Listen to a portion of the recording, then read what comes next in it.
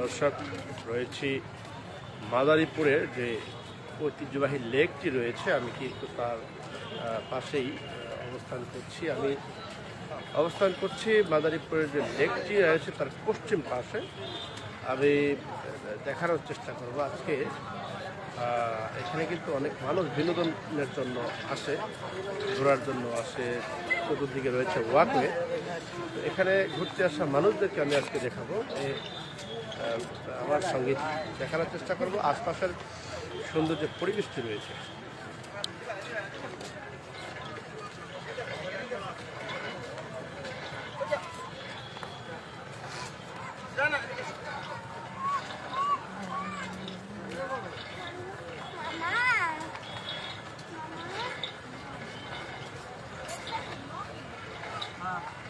দর্শক, আপনারা দেখতে পাচ্ছেন যে মাদারীপুরের লেক নামে খ্যাত যেই জায়গাটি রয়েছে, এখানে রয়েছে বিশাল জলরাশি।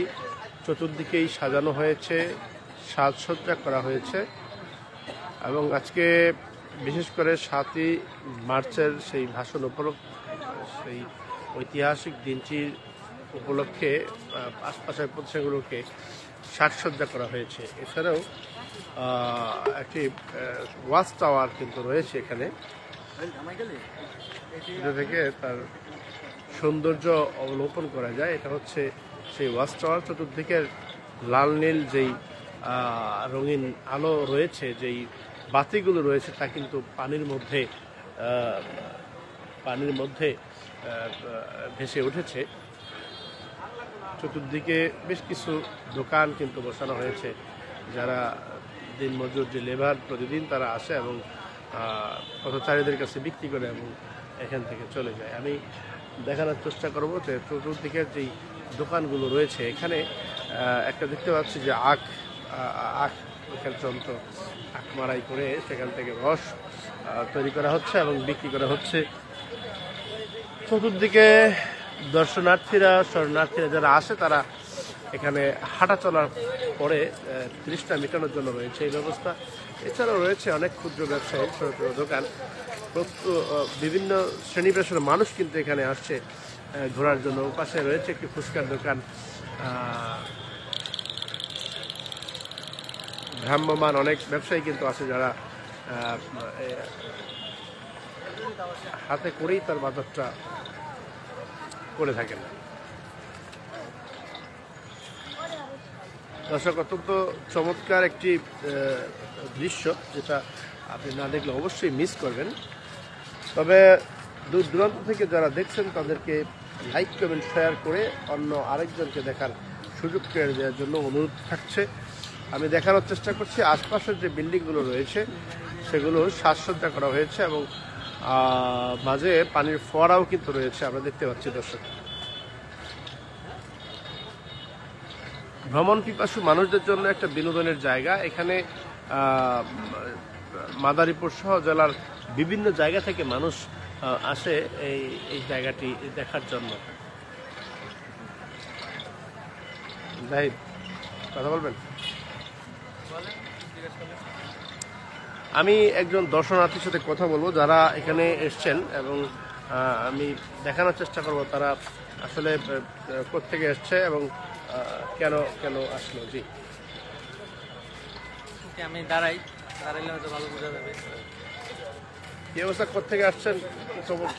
আমি আসলে এর আগে আরেকটা লাইভে আসছিলাম, তো আজকে আমাদের ছিল একটা long journey. At first we went to Khanjahan Ali Mazar. After that we went to 62 Mosque at Bagerhat. After that around 5 minutes ago we just arrived here.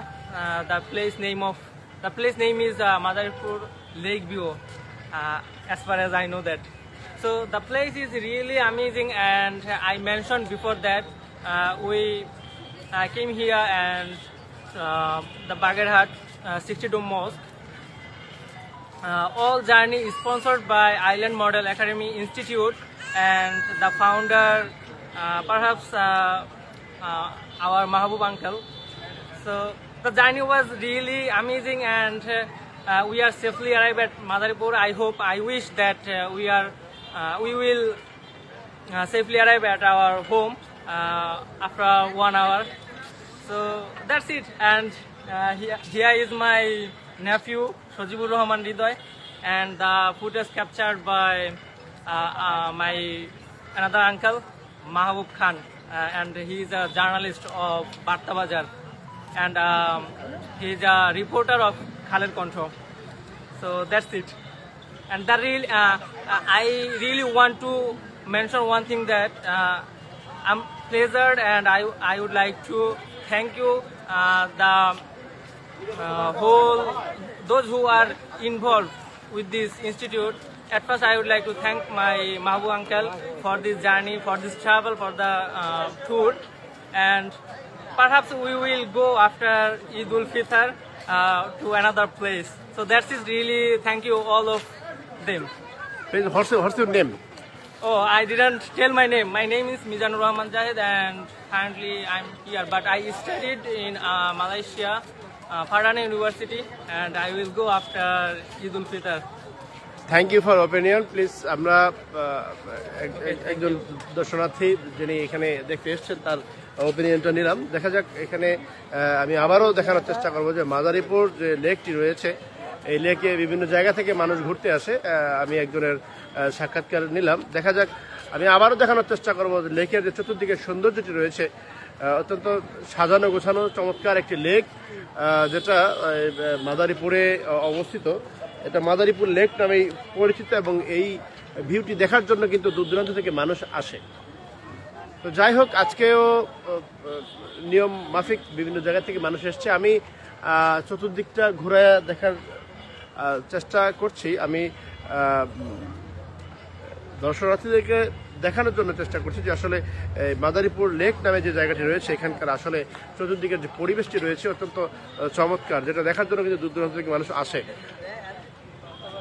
তো যাই হোক, সবচেয়ে বড় কথা হচ্ছে বিনোদন ছাড়া মানুষ আসলে বাঁচে না। বিনোদনের প্রয়োজন তো অবশ্যই রয়েছে, আর মন ভালো করার মতো একটা জায়গা। যদি আপনার মন খারাপ থাকে, অবশ্যই চলে আসেন মাদারীপুর লেকে, এবং আপনি আপনার মনটাকে অবশ্যই সতেজ করে যাবেন। আর ঘুরলে অভিজ্ঞতা, শিক্ষা সবই হয়। তবে এটা একটা দেখার মতো একটা জায়গা, অত্যন্ত সুন্দর সুদর্শনীয় একটা দর্শনীয় স্থান। এখানে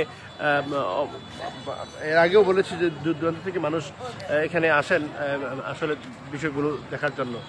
যাই হোক, এখানে আরও কিছু লোকজন এখানে বসে আছে যারা দূর দূরান্ত থেকে হয়তো বা এসেছে।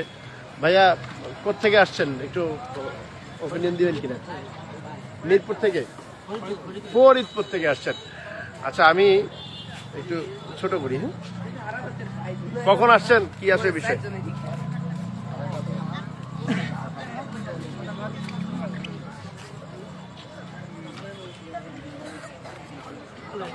ভাইয়া, ফরিদপুর থেকে কখন আসছেন, গাড়ি নিয়ে আসছেন কি? ও আচ্ছা আচ্ছা আচ্ছা। তো আপনারা প্রতিদিন এখানে ঘুরতে আসেন? আসলে অত্যন্ত সুন্দর একটা জায়গা। তো ঠিক আছে, ধন্যবাদ। দর্শক, আমি কিছু দর্শনার্থী আছে যারা এখানে বসে আছে, তাদের কথা নিলাম। আপনারা ঘুরতে আসছেন? তারা ফরিদপুরের বাসিন্দা, ফরিদপুর জেলার, বাট এখানে বিদ্যুৎ অফিসে আছেন, বিদ্যুৎ অফিসে আছে, এবং তারা অত্যন্ত কর্মব্যস্ত থাকে। আমরা জানি যে তাদের প্রচেষ্টায় কিন্তু আমরা আসলে আলোকিত থাকি, এবং এই গরমের দিন আসতেছে, তাদের অক্লান্ত চেষ্টাই কিন্তু আমাদেরকে শীতল করে আর কি। তো যাই হোক, আপনাদেরকে আসলে সাধুবাদ জানাতেই হয়, কারণ ঝড় বন্যা জলোচ্ছ্বাসের সময় আপনাদেরকে মানুষ যখন ঘরের মধ্যে চলে যায়, তখন কিন্তু আপনারা বাইরে থাকেন। একটাই কারণ, তা হলো আপনারা দেখেন, যদি কোনো ঝড়ো হাওয়া বাতাসের কারণে বা মাটি দুর্বল হয়ে যাওয়ার কারণে গাছ যদি কারেন্টের তারের উপরে পড়ে যায়, এই যদি বিচ্ছিন্ন হয়ে যায়, তখন আপনারা খুব দ্রুতই এটা সারানোর চেষ্টা করেন। এই জন্য আপনাদেরকে আসলে সাধুবাদ জানাতেই হয়। আমরা আসলে পেয়ে গিয়েছিলাম যে বিদ্যুতের কিছু কর্মকর্তা কর্মচারী। ধন্যবাদ আপনাদেরকে। জি দর্শক, আসলে অত্যন্ত চমৎকার একটি জায়গা, এখানে আসলে না আসলে মিস করার মতো একটা জায়গা। তো সকলকে আবারও এই জায়গায় আসার জন্য অনুরোধ জানিয়ে, এবং আমার এই ভিডিওটি লাইক, শেয়ার, কমেন্ট করার জন্য অনুরোধ জানিয়ে শেষ করছি। সকলকে ধন্যবাদ।